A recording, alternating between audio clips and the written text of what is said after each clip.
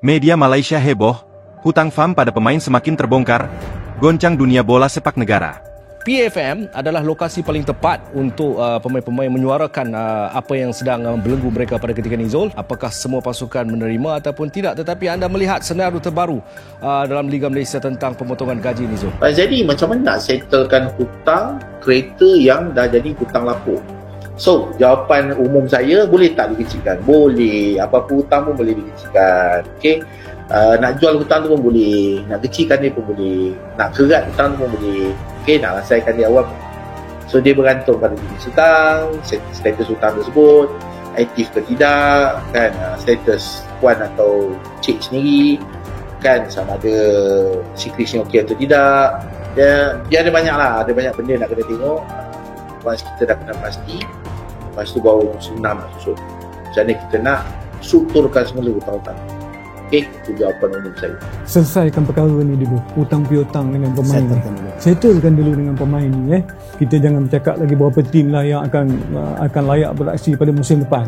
Kita settlekan, kita bersihkan dulu imej bola sepak kita ni. Banyak ke hutang di Malaysia sekarang ni? Bagi tahu nombor dia. Sekarang ni kita berhutang sebanyak 979 bilion ringgit. Mesti ada yang kata, wah banyaknya. So walaupun amount tu besar, 1 trilion, tak samalah dengan you punya kewangan, you punya hutang-hutang. Dia punya scale is much bigger lah. Hutangnya mungkin beratus-ratus ribu, berjuta-juta dah senak. Masa depan bola sepak kita nampak tak begitu cerah lah. Kalau semuanya terjadi yang seperti mana yang berlaku sekarang. Yang berlaku sekarang. Kalau semua timnya keluar oleh kerana kekangan kewangan dan sebagainya, dan tak ada usaha-usaha yang menyeluruh, kita tidak boleh lari daripada tanggungjawab itu. Sebagai orang yang duduk selepas ini, dan kita melihat daripada kos itu, menjawab tadi, kos itu adalah yang besar. Saya tidak mau sebutkan. Kita perlu tanggungjawab itu, dan harus diingat juga kita ditinggalkan hutang. Kita mewarisi hutang-hutang yang lama. So tanggungjawab kita sekarang ialah kita fokus kepada melaksanakan tanggungjawab yang ada, membayar gaji dan komitmen itu. Nah, itu satu. Yang kedua, kita perlu langsaikan mengurangkan hutang. Membayar hutang yang sudah lama tertunggak. Tapi kalau liga kita macam sekarang, dengan 5 bulan tak bayar gaji, 7 bulan tak bayar gaji, kita nak ambil player ni sebagai netralasi. Teruk. Lebih baik di dalam Persatuan Bola Sepak Malaysia mewujudkan satu unit khas untuk mencari pemain heritage ni. Kalau sebelum ni kita boleh cari Matt Davis, Corbin Ong, kenapa sekarang ni sendu? Kalau kita berada di landasan yang betul untuk mencari scouting squad yang betul, mungkin kita akan dapat lagi. Kita jangan bergantung kepada media sosial. Entah betul entah tidak. Setakat hantar email, suruh dia hantar dokumen, jadi kita tak tahu pun. Lepas tu bila netizen hentam, kita nak marah ke siapa? Sebab kita tak buat kerja.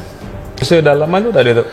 Ada sekarang, mungkin di bawah unit pasukan kebangsaan tu. Tapi dengan beban tugas apa-apa semua, perlu ada satu lagi, satu bajet untuk mereka mencari pelaburan yang baik untuk masa depan skuad Harimau Malaya.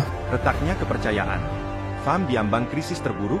Malaysia, Mei 2025, dunia bola sepak tanah air kembali diguncang dengan isu yang kali ini melibatkan institusi tertinggi dalam pengurusan sukan nomor 1 negara, Persatuan Bola Sepak Malaysia, FAM. Berita mengenai tunggakan gaji yang melibatkan pemain dari berbagai lapisan liga mulai menghiasi laman-laman utama media Malaysia. Tudingan bahwa FAM terlibat langsung dalam penangguhan pembayaran membuat masyarakat sepak bola tempatan terkejut, bahkan gerang. Laporan demi laporan dari media sukan terkemuka seperti Harian Metro, Berita Harian, Astro Arena, dan Sinar Harian telah memperkuat keyakinan bahwa masalah ini bukan sekadar rumor belaka. Beberapa mantan dan pemain aktif mulai bersuara di media sosial, mengungkapkan ketidakpuasan serta tekanan psikologi akibat gaji yang tidak dibayar berbulan-bulan.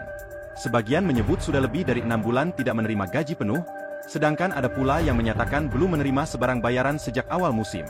Apa yang terjadi sebenarnya? Bagaimana mungkin institusi sebesar FAM terlibat dalam isu fundamental seperti ini? Testimoni mengerikan, suara dari pemain sendiri. Bagi seorang pemain bola sepak profesional, gaji bukan sekadar angka di atas kertas. Ia adalah nadi kehidupan. Beberapa pemain yang memilih untuk tidak disebutkan namanya, karena takutkan tindakan balas telah bersedia membuka cerita mereka. Saya dah hampir 9 bulan tak dibayar. Kami dipaksa beraksi seperti biasa, kononnya untuk maruah negara, tapi dalam masa sama, keluarga saya di kampung terpaksa ikat perut, ujar seorang pemain tim nasional yang kini bermain di Liga Super Malaysia. Seorang lagi pemain dari pasukan Liga Premier berkata, "Fam tahu keadaan ini. Kami dah buat laporan, malah sudah duduk berbincang, tapi tetap tiada penyelesaian. Mereka hanya berikan janji kosong." Laporan lain dari wartawan Cosmo menyebut bahwa beberapa pemain bahkan tidak mampu membayar sewa rumah, yuran sekolah anak, bahkan perlu meminjam uang dari rakan untuk membeli makanan. Jejak hutang yang panjang. Berapa sebenarnya jumlahnya? Salah satu puncak kekecohan ini adalah tiadanya penjelasan rasmi dan angka yang jelas daripada FAM mengenai jumlah sebenar tunggakan.